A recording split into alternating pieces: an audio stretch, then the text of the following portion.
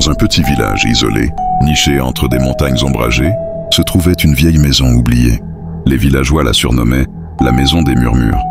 On racontait que ceux qui y entraient n'en ressortaient jamais vraiment les mêmes. L'air y était lourd de secrets et de peurs inexprimées. Un soir d'automne, alors que le vent hurlait comme un esprit en colère, une jeune fille nommée Amina, curieuse et intrépide, décida d'explorer cette demeure maudite.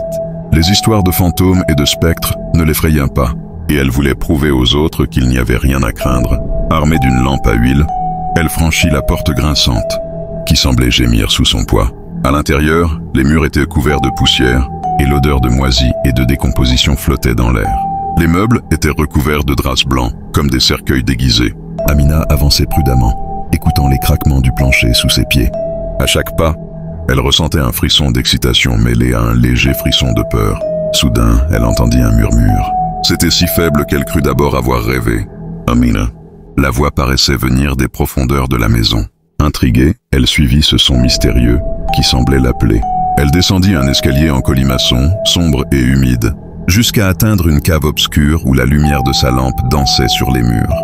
Dans un coin de la pièce, elle aperçut une silhouette sombre, floue, presque éthérée. « Bienvenue, Amina !» dit la créature d'une voix douce et mélancolique.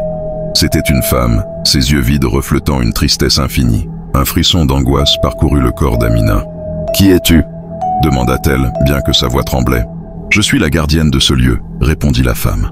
« Celui qui entre ici est confronté aux secrets enfouis. Chaque âme qui s'aventure dans cette maison doit faire face à ses plus sombres peurs. Que cherches-tu ici » Amina, rongée par la curiosité, se sentit soudain très petite. Elle avait toujours fui ses démons intérieurs, la culpabilité et l'angoisse qui l'accompagnaient depuis des années. Je voulais prouver qu'il n'y avait rien à craindre, avoua-t-elle, le cœur battant.